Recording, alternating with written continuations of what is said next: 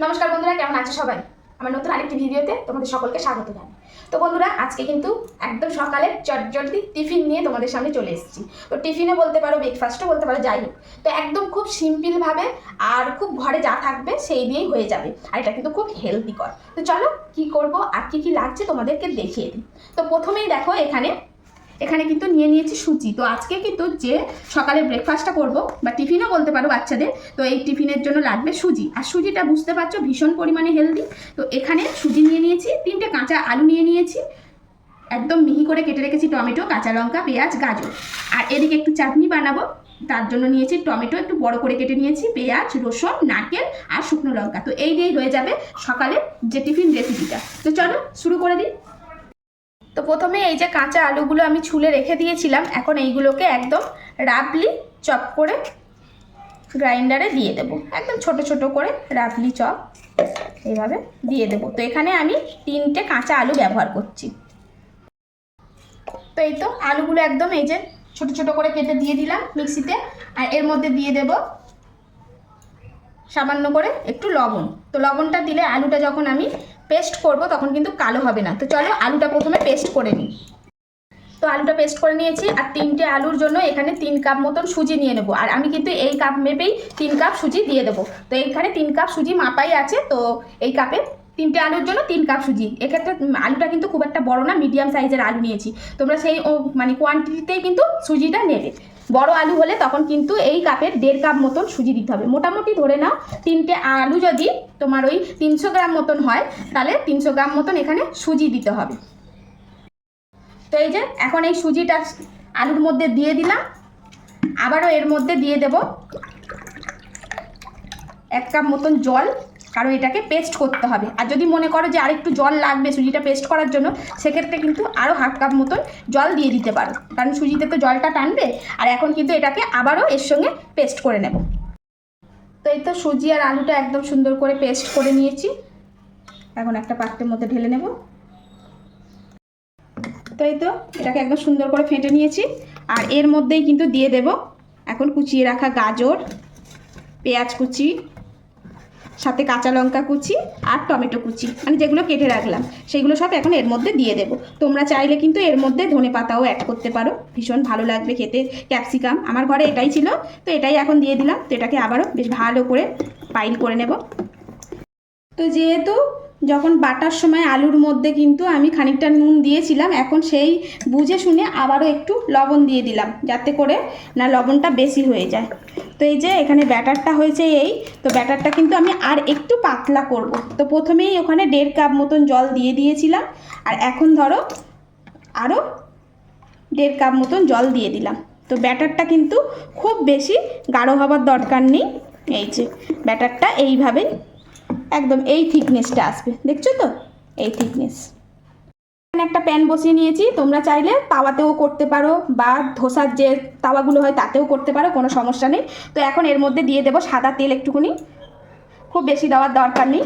তো এই সাদা তেলটাকে এইভাবে একটু নাড়িয়ে নিয়ে এক্সট্রা তেলটা আবার বাটির মধ্যে দিয়ে দিচ্ছি। এই যে এখন কিন্তু এই একটা টিস্যু নিয়ে, তোমরা চাইলে কোনো কাপড়ও নিতে পারো, এটা দিয়ে কিন্তু এই ননস্টিকটাকে আবারও বেশ সুন্দর করে মুছে নিলাম। আর এর মধ্যে দিয়ে দেব সামান্য একটু জল,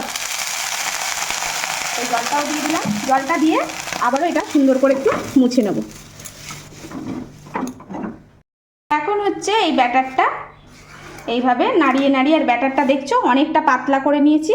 এখন এই ব্যাটারগুলোই এর মধ্যে এইভাবে যতটা বড় করতে চাও বা যতটা দিতে চাও, তো আমি এই দু ডাবুই দিলাম। আর এই মাঝখান থেকে এইভাবে এটাকে রোলিং করে দেবে, এইভাবে যেমন ডোসাটা করা হয়। তো এটাকে এইভাবে রেখে দিতে হবে যতক্ষণ না ক্রিস্পি হয়।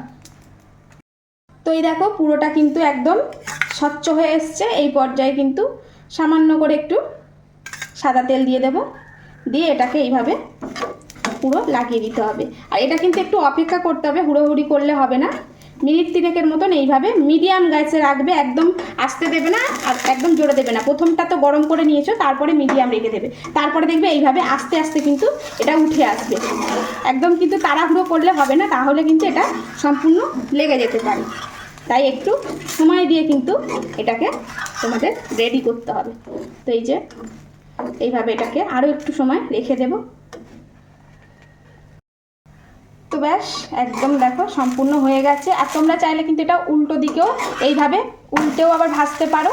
আর যেহেতু এটা ধোসা, তাই কিন্তু উল্টানোরও দরকার হবে না, এইভাবেই পাট করে একদম তুলে ফেলবো। এই যে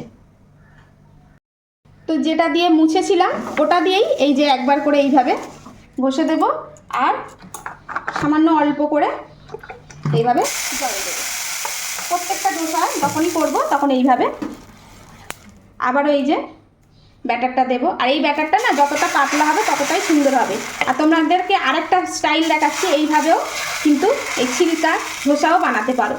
এটা কিন্তু এইরকমভাবেও একটা ধোসা বানিয়ে দিতে পারো, মানে এর মধ্যে দুরকম ধোসা হয়ে যাবে। এটা হচ্ছে জালিদার ধোসা। তো এটাকেও ওইভাবে একটু সময় ধরে অপেক্ষা করব। প্রথমটা তোমাদের তেল দিয়ে দেখিয়েছি, এটা কিন্তু একদম তেল ছাড়া তোমাদেরকে দেখাবো। এটাতে একদম তেল দেবো না। তো যারা একদম হেলদিভাবে বানাতে চাচ্ছ একদম তেল দেওয়ার দরকার নেই। আর এই দেখো একদম খুব সুন্দরভাবে এই যে একটু অপেক্ষা করবে, করলেই কিন্তু উঠে যাবে এই যে এইভাবে।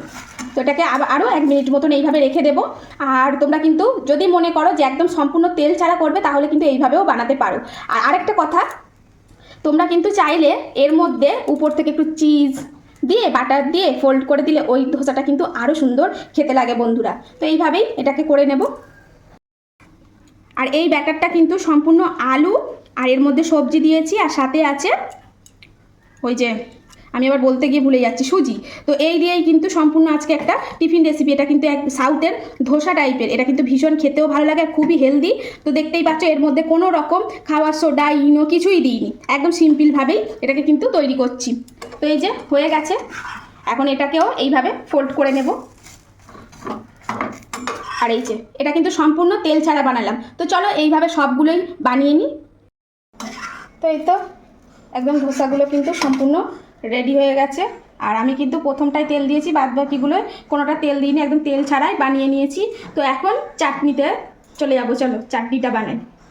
তো চাটনি বানানোর জন্য এই যে কড়া বসানোই আছে, এর মধ্যেই আমি কিন্তু সমস্ত ধোসাগুলো বানিয়েছি। এখন এর মধ্যে সাদা মানে সরিষার তেল দিয়ে দিলাম। আর চাটনিটা যখনই বানাবে তোমরা সরিষার তেলটাই ব্যবহার করবে বেশি করে। তো এখন এর মধ্যে দিয়ে দেব শুকনো লঙ্কা, আর বড় বড় 4 কোয়া রসুন দিলাম, একটু পেঁয়াজ, একটা পেঁয়াজকে 4 টুকরো করে নিয়েছি। তো এটা দিলাম, এটাকে একটু হালকা করে এইভাবে নাড়িয়ে দেব। আর দিয়ে দেব এর মধ্যে গোটা জিরে সামান্য একটু, খুব বেশি না, 1/2 টিস্পুনের মতো। এই যে এগুলোকে একটু হালকাভাবে নাড়াবো।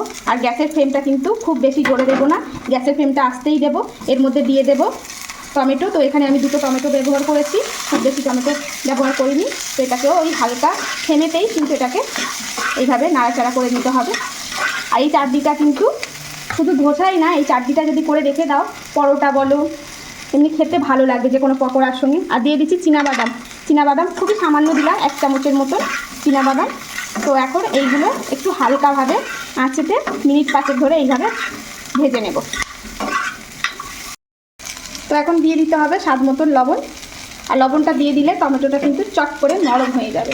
তো এই যে লবণও দিয়ে দিলাম। আর এইভাবে গ্যাসটা মিডিয়ামে দিয়ে এটাকে একটু ভেজে নেব মিনিট 5 ধরে। তো এই তো 5 মিনিটের মতন টমেটো রসুন সব কিছু একসঙ্গে ভেজে নিয়েছি। আর এখন এটা ভাজা হয়ে গেছে, গ্যাসটা বন্ধ করে দেবো। আর এখন এটা একটু ঠান্ডা করে দেবো। তো এটা একটু ঠান্ডা করে নিয়েছি। আর এখন এটা পেস্ট করে দেবো বলে এই যে গ্রাইন্ডারে দিয়ে দিচ্ছি।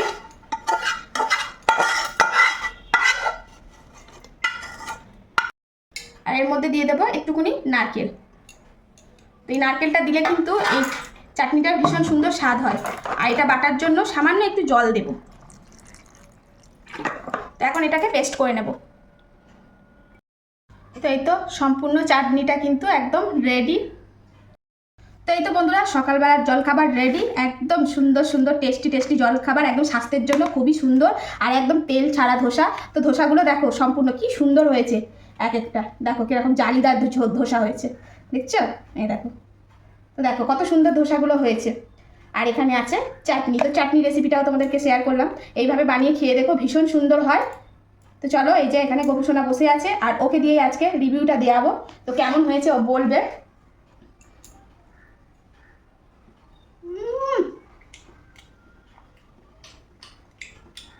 তো বন্ধুরা, কেমন হয়েছে অবশ্যই কমেন্ট করে জানিও, আর ভালো লাগলে একটা করে লাইক দিয়ে যেতে ভুলো না। আর যারা ফেসবুক থেকে দেখছো তারা অবশ্যই আমার এই পেজটাকে ফলো করে দেখো, আর যারা ইউটিউব থেকে দেখছো তারা সাবস্ক্রাইব করে আমার পাশে থেকো। আর এইভাবে হেলদি করা রেসিপি তোমরা খেয়েও, শরীরটাও ভালো থাকবে, মনটাও ভালো থাকবে, আর শরীরের রোগ দাঁড়িগুলো দূরে থাকবে। তো চলো, আজকের মতন আসি, দেখা হচ্ছে আবার নতুন কোনো ভিডিওতে। সবাই ভালো থেকো, সুস্থ থেকো, সাবধানে থেকো। Tata tata.